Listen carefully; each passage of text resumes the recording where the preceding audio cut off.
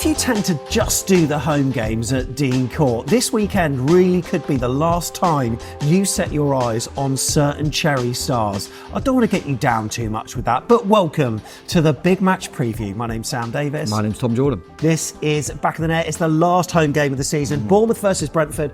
And it promises to be a beautifully sunny day for us all to celebrate a huge record-breaking season for Dom, for Justin, for AFC Bournemouth indeed, with Andoni Iraola, who has got a record points total. Could it be even higher? We hope so. And look, it's going to be a fun time Saturday, mate. There are giveaways inside the stadium. There's giveaways afterwards. Come down to the QP. It's going to be a huge celebration in the AFC Bournemouth fans' end of season party. And guess what?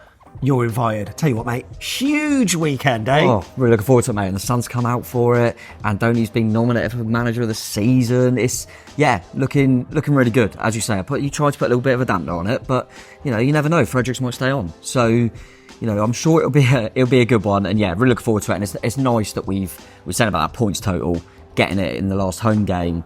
Just alleviate. I wasn't pressured to get it, but we wanted to get that because obviously it was set up for it. And now we've got it, we can kind of just enjoy it. And I think just enjoy the spectacle that will be a great football match with a great gaffer, and the fans will be loving it in the sunshine. Can't wait.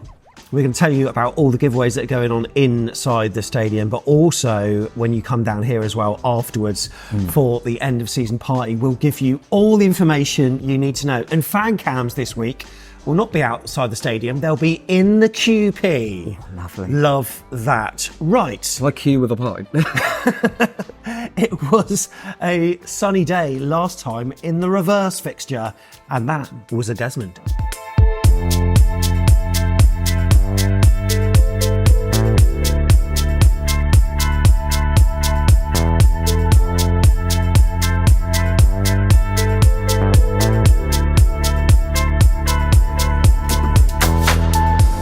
Spot Stadium.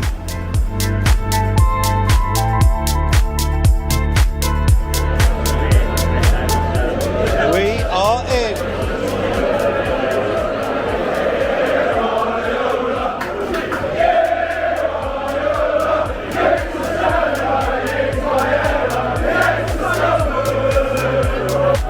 Right, a bit of a Neto howler. Thank God that was outside the box, eh? Everyone surrounding the referee, and it's a goal. It's a goal. It went over the line.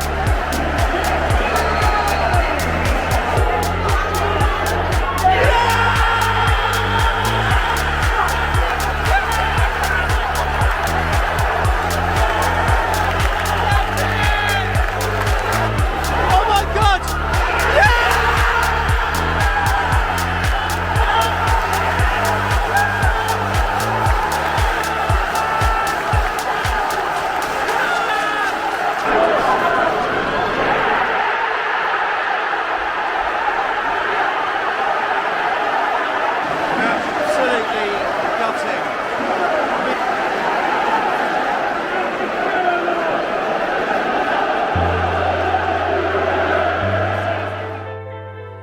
Ages ago, that one. That was our second point of the season earned. We were on for 3, but an unfortunate slip by Kirkes and Buemo stolen. But in that match, part of me felt that we were probably lucky for the point because Brentford hit the post 3 times in that game. Do you remember? Yeah, and they were a good side, and I remember thinking they played some really good stuff. Obviously they've changed since because they have Tony back, so they're not as good now. But they were really good on the day. And I think the first goal was a free kick. It was, Neto probably should have done better. He gave the free kick away, and then it went over the line. Goal line technology decided it was in. But it obviously is a long time ago because David Brooks scored our goal as well. Who's obviously out on loan at the moment. But it was I remember coming out of that going, really, that's a good point, but we could have won that. Could have won that. But it was a good day. I like Brentford away. Well, this will be Thomas Frank's 3rd season in the Premier League, and it will be his worst points total as well, like what you did there. In his first season, they finished in 13th place with 46 points. 46 points was our record, and that got us into 9th. Last season, his side finished 9th with 59 points. Impressive.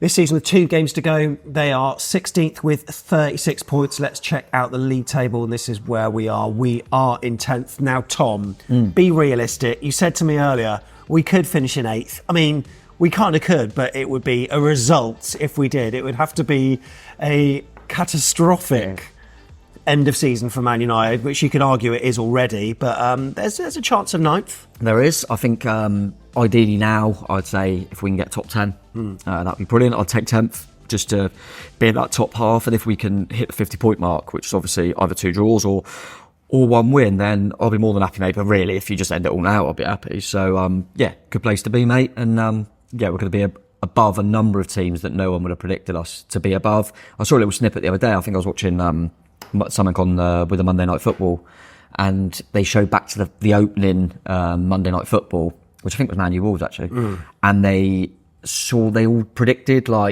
star player of the season, and Gary Neville had us in the bottom 3. And also Jamie Carragher did predict that Antonio Areola would be manager of the season, didn't he? He said that he would be it was like the surprise package. Something, which he done pretty well with, but Gary Neville predicted us to go down again, so hopefully he does that for a 3rd season, along with Gary Lineker, Richard Keys, Graham Souness and co. But cheers to them, cheers to a wonderful season, and we'll probably win the next 2 as well, knowing us. You never know. So if you're inside the ground at the weekend, if you're lucky enough to get a ticket, by the way, I know it's a dead rubber of a game, but they are going like hotcakes. Well, they did, and people are trying to get hold of tickets for this, and really? You know why? Why? They're doing an initiative after the game called Shirts Off Our Backs, which sees I saw that, after the game, 26 lucky supporters are going to get the match-worn shirts of those that have taken part and are in the squad as well. So just make sure you're in your seat. Of course, after the game, there'll be a lap of honour, but no pitchy. Let's not be timid. Could we? Come on, no pitchy. No pitchy. Could we? No, we can't. We absolutely can't. But could we make that? We could make that 27. You could maybe give him the pink shirt if we win. No. I tried. Have you ever had a match worn or? No, I'm not interested in sweat-ridden shirts. That said, if I win it, I'm keeping it. Oh, absolutely. No, obviously, you were kind enough to manage to sort me out a Lerma once for my birthday. But one of my prized possessions, actually, is, when we got promoted against Bolton, the first time round, I don't know if you remember, they wore prostate cancer, kind of training tops before the game, and they auctioned them off. Yeah. And someone that I worked with at the time got me the Sean McDonald one, so gonna get that framed at some point. But it's always a nice little memento to have. So if not, do a pitchy, grab some of the turf. Well, look, that's your chance to win a match award. And look, I think there's this.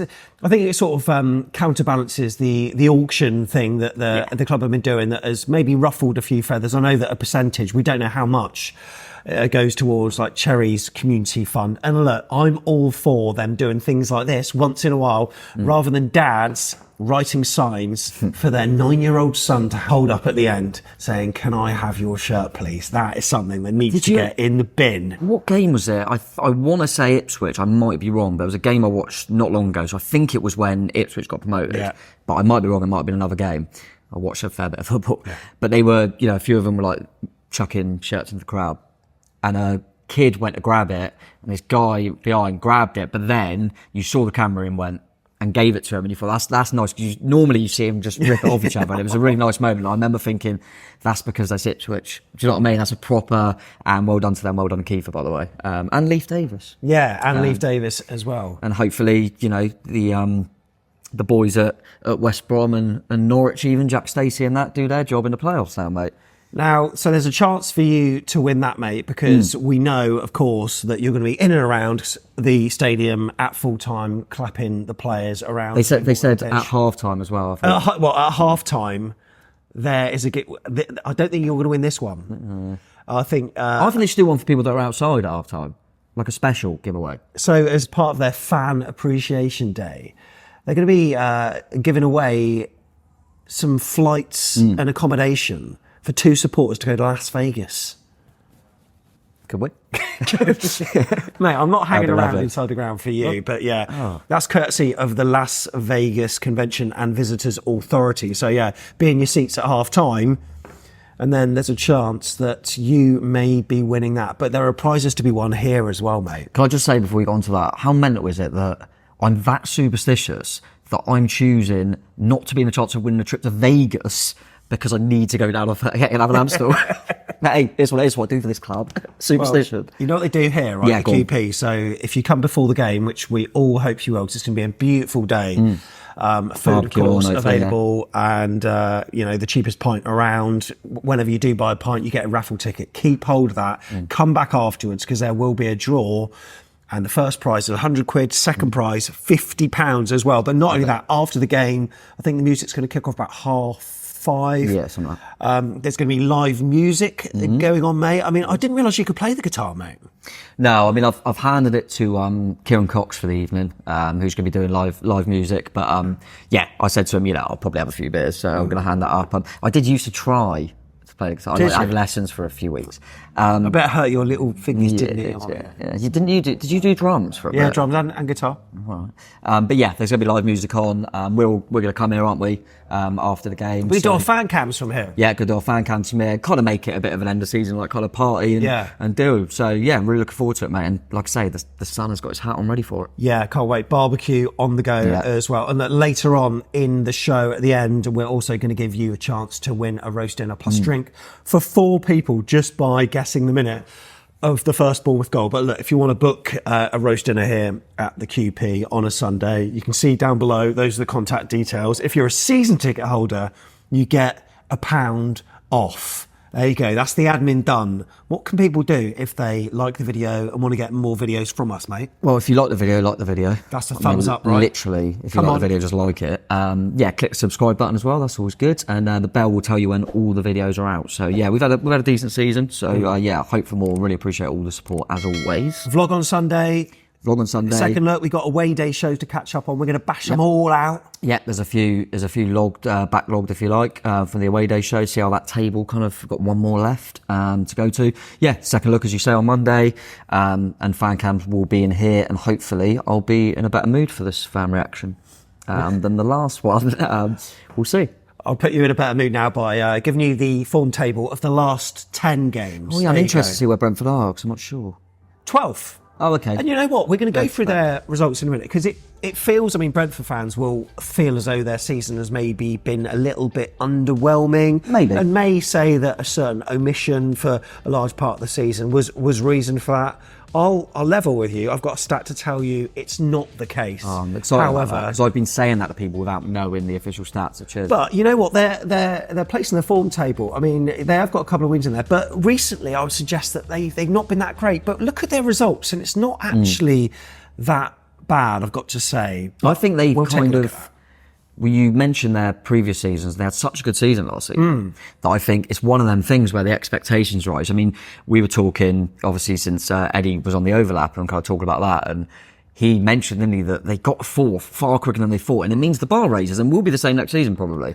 But I actually think Brentford, as soon as myself included, started going, could Brentford go down? Then they went, no, we ain't having that. So credit to them for that. I don't think they never really got involved in it too much, did they? I know obviously deductions have helped a few teams this season, but they've been pretty comfy overall, and they haven't spent loads of money, and they have got a good squad, and I always think it's going to be a difficult game against Brentford. Oh yeah, I actually watched that Eddie thing, by the way, and I felt like when Eddie was talking about AFC Bournemouth, especially in that championship season, he sort of almost got a bit emotional and choked up. You can tell it really meant something to him, saying that was the happiest part of his career, and you can tell that it absolutely meant something to him. So I always absolutely love Eddie. I always say to my dad, like, I love you to bits. You're my dad, you've done a lot for me. Eddie is always my number one man. Always. There you go. I just love the guy. But yeah, it was a great watch, wasn't it? And then just speaking about kind of interview things, Bill Foley's. Yeah, do you see it on Premier League Stories? Yeah, do you remember the old, we won't be relegated, I guarantee it. We'll get into Europe.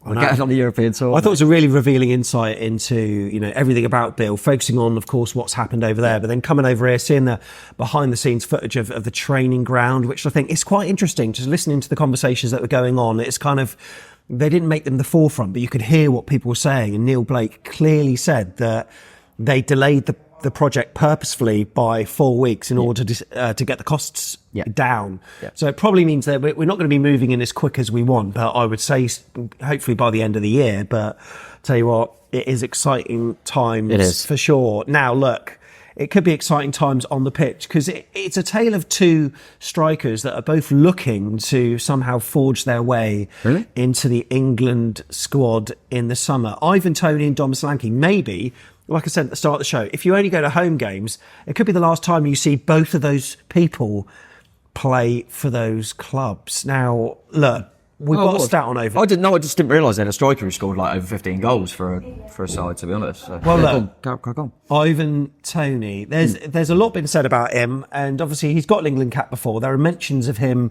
in most England conversations when it comes to who you can take after the usual suspects, Kane, etc. And his name seems to be mentioned almost above Dom Solanke's, who's proven himself to be a brilliant goal scorer this season. But look, here's a stat for you. Do you want to know Brentford's points per game with Toney this season? I do. So 15 games, 11 points. That's an average of 0.73 points per game. That's when with Ivan Toney. Without Ivan Toney, 21 games, 25 points. That's an average of 1.19 points per game. They do better without him. Very interesting that. Like I said, I genuinely thought when I've watched them that they're better without him. Because I just think, and listen, Ivan Toney is a top centre forward, but I just think sometimes the way they play actually works better without him, and they're not as focused on certain bits. I remember there was a few times, it's a weird comparison, but you'll know what I'm trying to get to. I remember us playing Chelsea a few times, and we beat them a few times where they had like Hazard and that. And I always felt like they were just forcing it, going, we need to just give it to Hazard. And then they kind of lost Hazard, and there was a few times where I thought they're better without him, which is weird because he's clearly their best player. Toney is clearly Brentford's best player. Yeah. But they are better without him, and the stats prove that. I quite like Brentford. We all know it's inevitable he'll score at the weekend because it's just the way football works, which I get, and he does score goals, and he's bloody good at penalties, and he's a blooming good striker. I think it's absolutely outrageous that he's considered alongside Dom Solanke. I mean, I just don't get it. You obviously can talk about goals. Well, Solanke's absolutely ripped him apart. Impact on the team, ridiculous. So then people often go, yeah, but sometimes you struggle because you're in a lesser team. We're miles above Brentford. Yeah. So what reason, apart from the fact that we might get a penalty at some stage or go to a shootout, that is a ridiculous conversation. I appreciate, obviously, Kane's number one. And joking aside, I do appreciate that Ollie Watkins is above Dom Solanke. Dom has to be next. He has to be next. I can't get my head around the thought. And obviously now they've released that there's going to be more players. I think it's 26 man squad. 26 rather than 23, yeah. So you're going to go Kane and Watkins, and there's room for one more.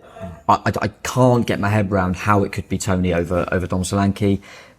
Slightly different player maybe, but I don't know. I don't know what you think, mate. I just can't. And there's nothing really against Toney. I just think, but Dom's proven that he's better. Yeah, I think he's an all-rounder, and he works so hard for the side. I know that Brentford fans will say that Ivan Toney does the same. But look, one thing from a Cherries fan's perspective, I've got to ask you, mate, will this be the last time that the majority of Bournemouth fans actually see Dom Solanke live in the flesh in a Bournemouth shirt? Because, there are rumours, but I'm split on whether he'll go or not. I know. What team would he join? I've seen a lot of people kind of saying that, and saying that, just especially with the FFP world we're in, a lot of people saying who's going to spend the money that we've got to give some of the money to Liverpool anyway. 20%. Yeah.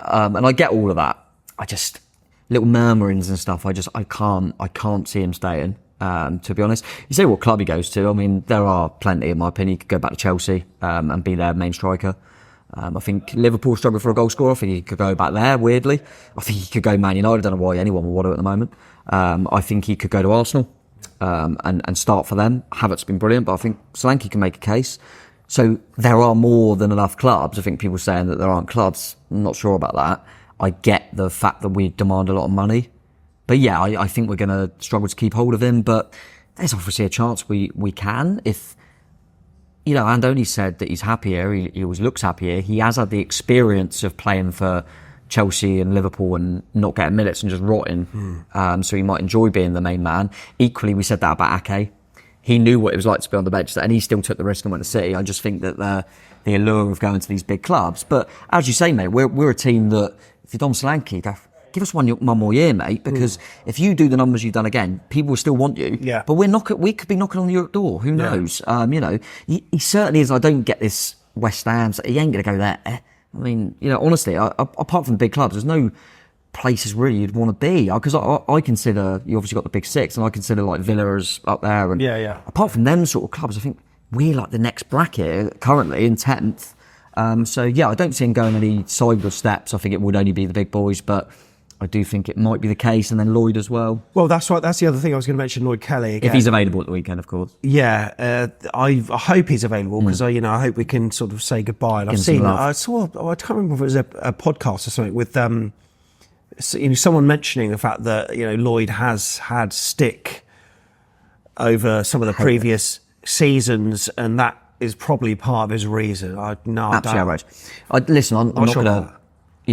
I've kind of, obviously to a much less degree, been there in terms of getting sticks. I'm never going to judge someone for how they react to it. Some people find it harder than others in terms of reacting to any stick. But if Lloyd Kelly genuinely, which I don't agree with, doesn't like the fact he's got a bit of stick and a few little groans and that from Bournemouth fans, then I wouldn't go to a bigger club. Newcastle fans, who obviously is his main link with the Eddie Howe stuff, and I think he'd walk into their team, whatever they think. He can play left back and left centre back. They already in the comments, because it's a free transfer from Bournemouth, are giving him more stick without seeing him play than we've ever given him. You'd think they'd have learned after Eddie? There is literally no way that's the reason. I think the reason might be the fact that he's out of contract, his signing on fee is going to be massive, and he's going to go to a better football club. I think that might be the case. But listen, there's been times where I've definitely thought, and I think I've always thought with Lloyd Kelly, the reason he got stick, which sounds weird, but the reason he got stick is because everyone knew how good he was. Yeah. So when he was underperforming, people would go, Lloyd, you could be knocking on an England door. Why are you not? Yeah. But I think one of the best things Gary O'Neill did actually with the football club is kind of taking that captaincy away from him, because I just think that was a little bit of a responsibility he didn't need. He needed to just get on with football. I always thought he was brilliant when he was next to Gary Cahill, for example, in the Championship, where he had a leader next to him. But Lloyd Kelly is a player that I think if he, let's say Newcastle, the favourites, if he goes there, he'll be in the England squad within the year. I do believe that. But equally, what I would say is he's had a lot of injuries since he's never played a full season for us. We've always coped.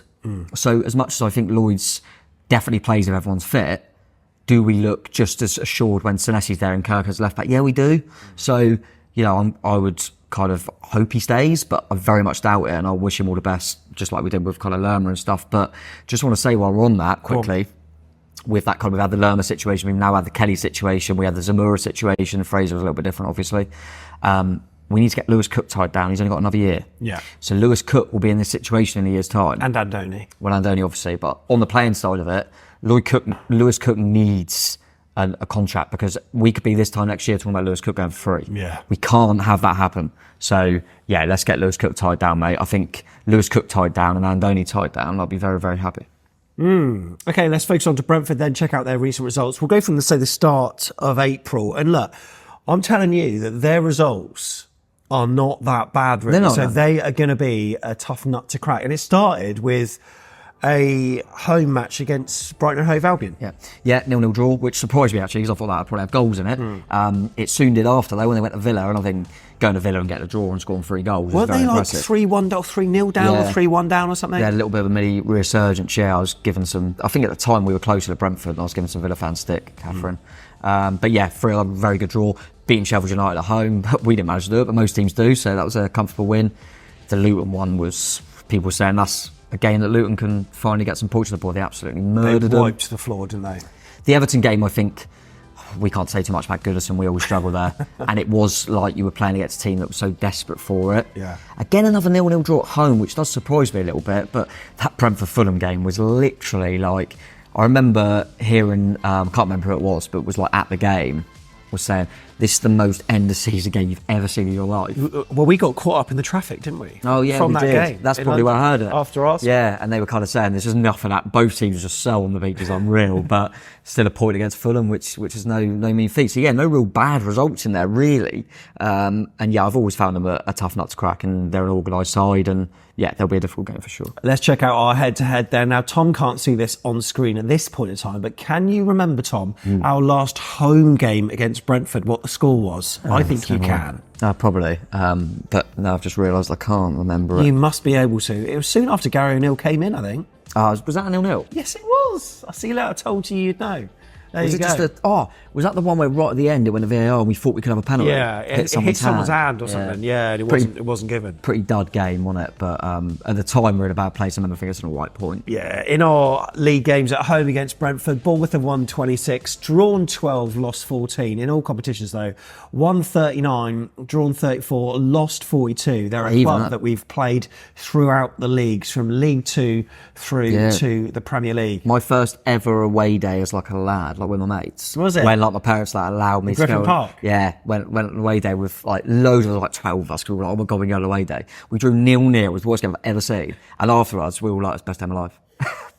And then we went, met our dads after, and we all went, we've got to go to the next way. They went, okay, you've enjoyed yourself, you can go to the next away game. And then we looked on our phone, it's Millwall. And they were like, oh, shit.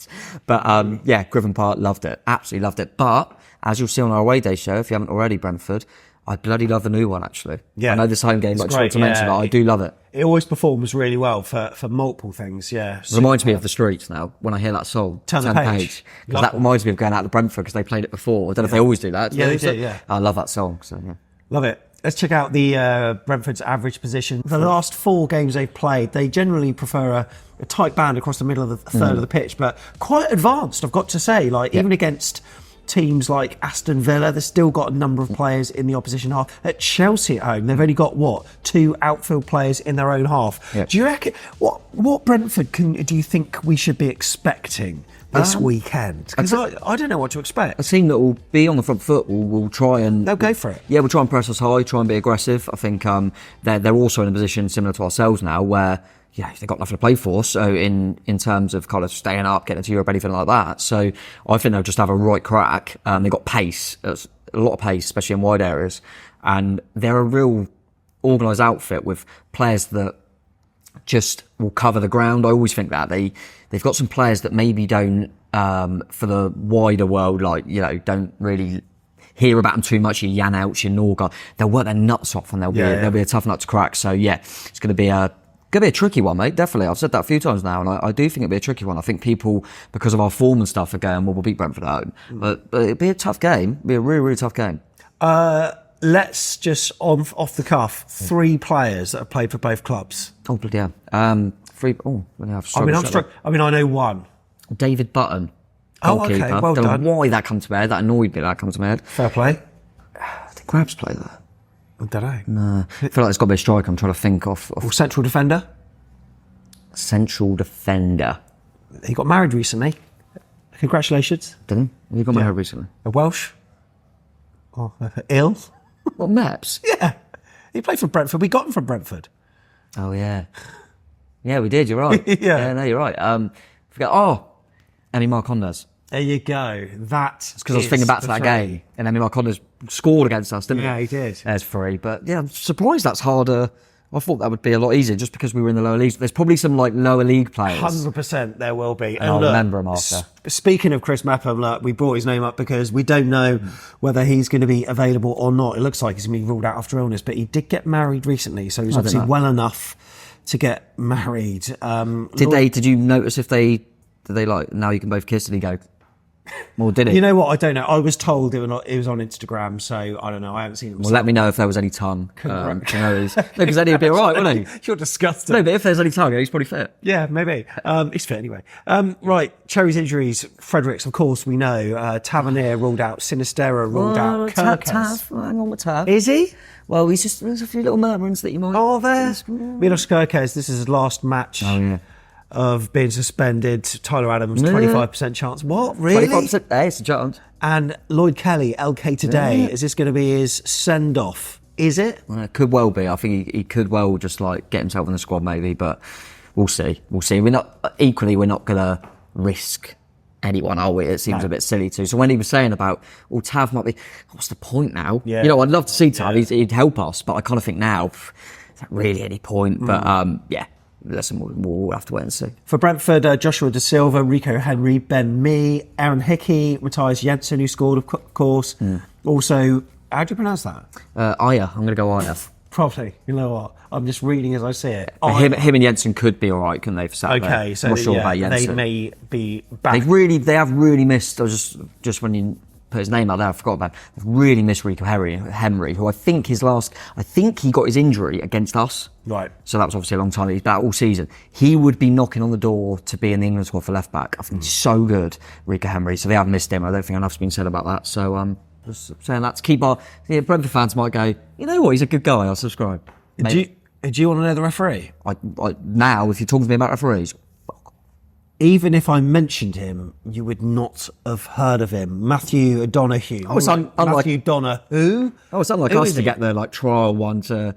We had Sam Allison, and to be fair, He was good. bloody good against Luton. But Matthew Donahue is the man in charge on Saturday. It's his first game as a ref in the Premier League. He was in charge of our League Cup match at Swansea, though. Hello. So basically, we've had this Donahue guy once, and he's given the other team a penalty. Yeah. And we're playing against Ivan Toney. Yeah. Scumbag. I don't even care if he is good. I've had enough of him all. Right, it's in the Bournemouth team. Apart from Tim Robinson, we like him, don't we? 60 seconds we'll take on this. Right. 4-2-3-1 then, Tom. Oh, yeah. It's got to be Travers in goal still, surely. Smithy, to be fair, I do wonder if at one time he'll go, let's give Aarons a start, because he's been available for a while, but Smithy's been good, so I'll stick him in there. I'm good to go Zabani and Senesi. We're not 100% with Lloyd. And Ouattara, probably his best game for us, especially at left back. His stats were very good, by the way. Yeah, and I thought he played well. His stats were ridiculously good. And it was against Saka, so I also think they'll probably play Mbuemo, as we'll come on to, who's rapid. He's just out with Saka. Could be a good one. Stick with Cook and Christie in the middle. Semenyo, obviously, the miracle man, he'll start on the right.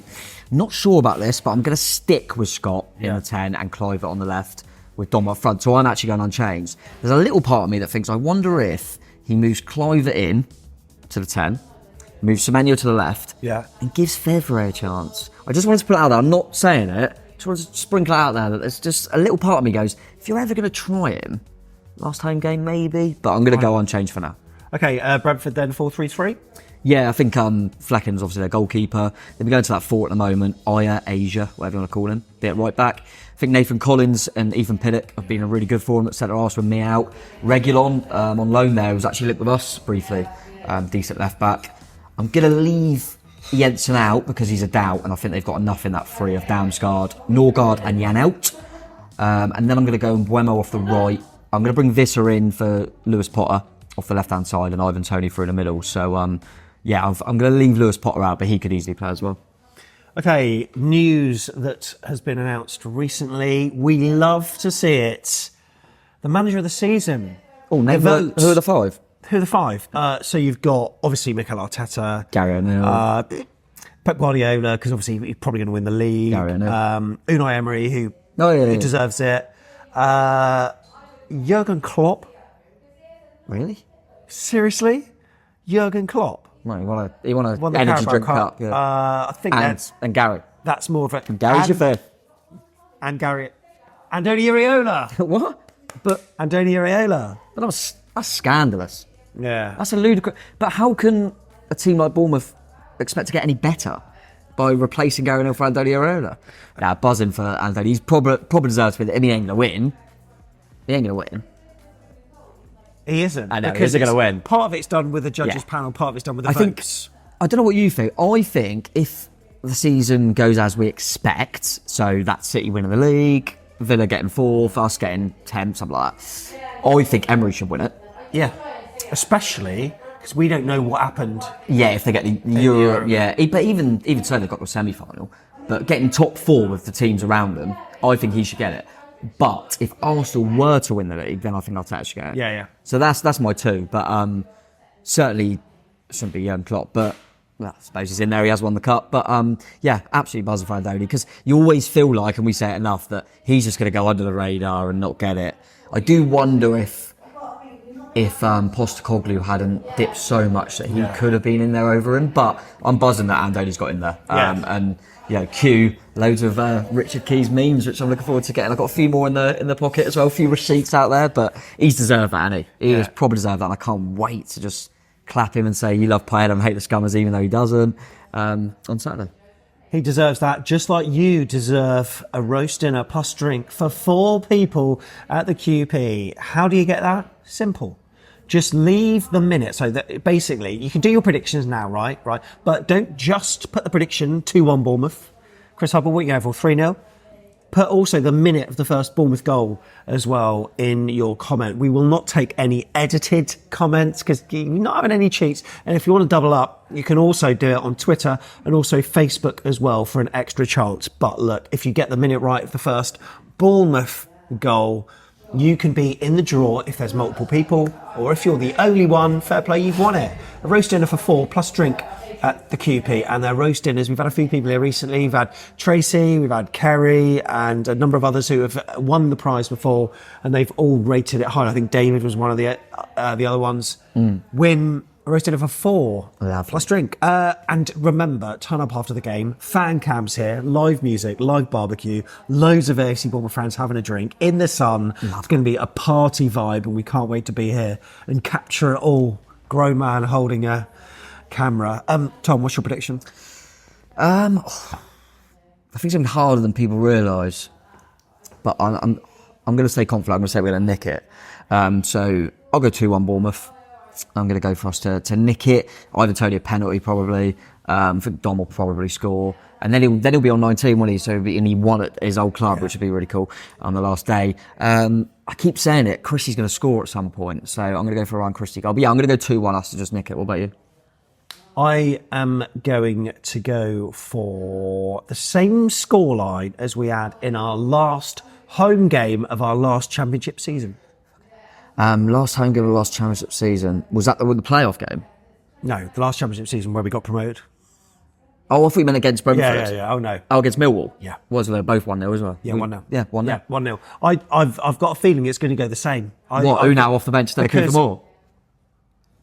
It could happen. It could happen. That's what I'm going for. Let us know what yours is. Put them in it as well. If they want to do, you'd have to. Some say about an emoji, don't we? Yeah. Do the little Queen's crown, Queen's Park. The little crown, their little Queen. So we did that. Yeah. Nice. Yeah, let's do that as well. Right, thanks for watching. We'll see you at Dean Court. We'll see you in the QP before, but definitely afterwards. Absolutely. Fan cams, live music. I think I've mentioned that already, haven't I? You have, yeah. I'll sing if you want, whatever. Cheers, guys. Up, Cherries.